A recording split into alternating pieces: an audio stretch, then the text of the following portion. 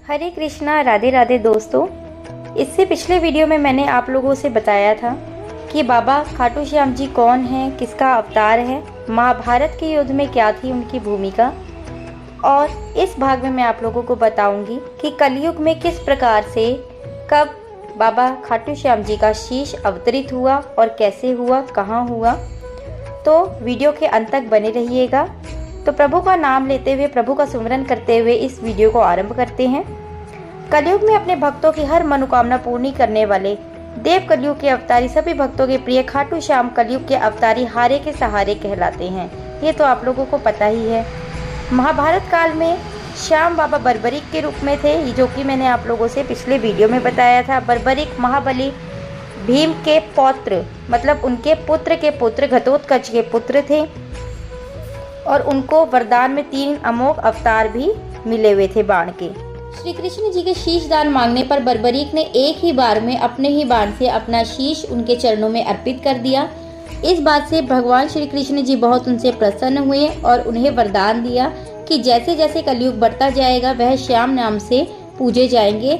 साथ ही उन्हें हारे का सहारा भी लोग कहेंगे, इस नाम से भी लोग जानेंगे। उनके शीश को भगवान श्री कृष्ण ने अजर अमर कर दिया और अपनी सारी शक्तियाँ उनको दे दी और कहा, कलयुग में जो भी तुम्हारी सच्चे मन से पूजा अर्चना करेगा, जो भी सच्चे मन से तुम्हें याद करेगा, उनकी सभी मनोकामना अवश्य पूरी होंगी।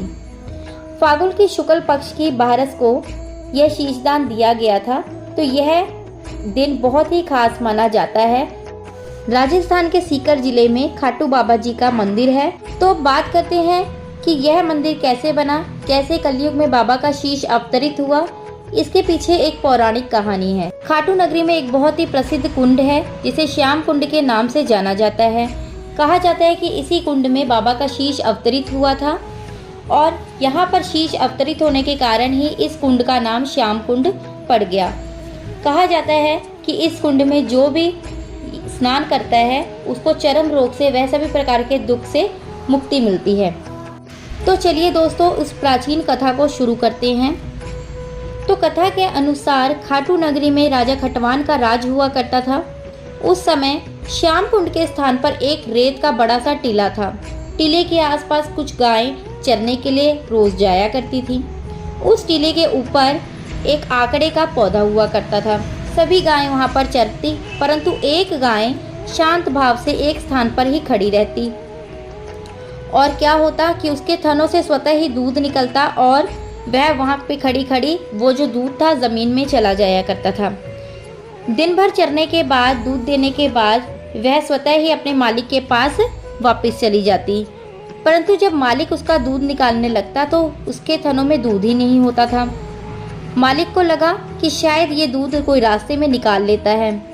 1 दिन गए, 2 दिन गए, बहुत दिन ऐसे बीतते गए कि गाय ने दूध देना बंद कर दिया।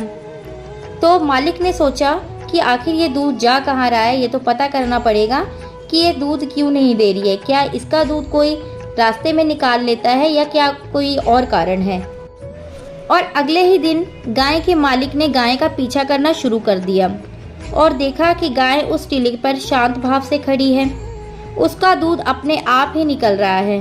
पास आकर देखा तो दूध जमीन के अंदर जा रहा है, मानो जैसे कि गाय का दूध कोई पी रहा हो। अब वो गाय का मालिक रोज यही किया करता, रोज गाय का पीछा करता और रोज ही यही चमत्कार देखता। उसे इस बात पर बहुत ही आश्चर्य हुआ। उस स्थान पर जाते ही कैसे दूध निकलने लग जाता है, पहले दूध क्यों नहीं निकलता, केवल उसी स्थान पर ऐसे जाके दूध क्यों स्वतः निकलने लग जाता है। अब उसे कुछ समझ नहीं आ रहा था कि वो करे तो करे क्या। उसको तो डर लगने लगा कि ये कोई भूत प्रेत का चक्कर तो नहीं है, तो वो थोड़ा सा घबरा गया। गाय का मालिक खाटू नगरी के राजा के पास गया और राजा को सारी यह घटना बताई। राजा ने सोचा यह कोई पागल है, कोई मूर्ख है जो ऐसी बकवास कर रहा है। आखिर कभी गाय का दूध भी स्वतः निकला है क्या। गाय के मालिक के द्वारा बार बार आग्रह करने पर राजा ने अपने मंत्री लोगों को आदेश दिया कि जाओ, तुम लोग जाओ वहां पर और पूरी सच्चाई का पता लगाओ कि क्या सच में गाय टीले पर खड़ी होकर अपने आप दूध दे रही है। तो राजा के मंत्री लोगों ने ऐसे ही किया। जैसे ही वो लोग गए टीले पर, सबका सिर चकरा गया। वो क्या देख रहे हैं कि अरे गाय का मालिक तो सच कह रहा था, ये दूध तो अपने आप ही निकलता जा रहा है। ये मालिक कोई पागल नहीं है, यहाँ सच में कुछ है, इस टीले के नीचे कुछ है, पता करना पड़ेगा, यहाँ पे खुदाई करवानी पड़ेगी। तो मंत्री लोगों ने सारी सच्चाई आकर मालिक को राजा को बताई। राजा ने आदेश दिया मजदूरों को कि उस टीले की खुदाई की जाए और देखा जाए उसके अंदर ऐसा है क्या। राजा के आदेश के अनुसार मजदूरों ने जैसे ही उस जगह की खुदाई करनी शुरू की, भीतर से एक आवाज़ आई, अरे भाई धीरे खोदो धीरे, यहाँ पे मेरा शीश है, ज़मीन के अंदर मेरा शीश है। यह सब आवाज़ सुनकर मजदूर सब डर गए और जाके दूर खड़े हो गए और सारी ये जो घटना थी राजा को बताई तो राजा भी परेशान ये सब सुनकर। उस रात्रि राजा को एक सपना आया। सपने में बाबा खाटू श्याम जी ने उनको दर्शन दिए और कहा, मेरा शीश अवतरित होने का असली समय आ गया है। मैं महाभारत काल का वीर बर्बरिक था और मेरे द्वारा भगवान श्री कृष्ण को शीश दान में दिया गया था और यह शीश यहीं पर इस टीले के नीचे दबा हुआ है। बाबा ने कहा, हे राजन, इस जगह की खुदाई तुम स्वयं करो और मेरा शीश निकालो और इस पवित्र नगरी यानी खाटू नगरी में मेरा मंदिर भी स्थापित करवाओ। सुबह जब राजा उठा तो उसे अपने स्वप्न की सारी बातें याद थी। उसने उस टीले पर जाकर खुदाई करनी शुरू की और जब मिट्टी हटाई तो श्याम बाबा का शीश निकला वहां से। वो शीश निकाला और वहां पे एक कुंड बनाया जिसे श्याम कुंड के नाम से जाना जाता है और इस कुंड से कलयुग के देव श्री श्याम जी खाटू नगरी में अवतरित हुए थे। खाटू राजा ने खाटू श्याम बाबा का मंदिर बनवाकर उसी शीश को वहां पर स्थापित कर दिया और इस शीश को उन्होंने स्थापित करवाया और वहां पर मंदिर बनाया और इसी मंदिर को खाटू श्याम मंदिर भी कहा जाता है, जहां पे हम लोग सब दर्शन करने के लिए जाते हैं। यदि आपको भी कभी सौभाग्य प्राप्त हो तो आप लोग भी ज़रूर जाइएगा बाबा जी के चरणों पर हाजिरी लगाने। बाबा सबकी मुरादें पूरी करते हैं।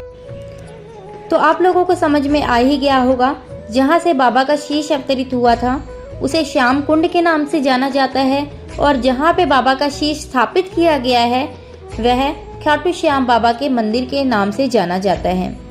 तो चलिए इस वीडियो को मैं यहीं पर विराम देती हूँ। बोलिए खाटू श्याम बाबा की जय। वीडियो आपको थोड़ा सा भी अच्छा लगा हो तो वीडियो को लाइक, चैनल को सब्सक्राइब कीजिएगा और हो सके तो इस वीडियो को शेयर भी कीजिएगा, क्योंकि प्रभु के नाम का प्रचार करना भी अपने आप में एक भक्ति होती है। राधे राधे, जय श्री कृष्ण।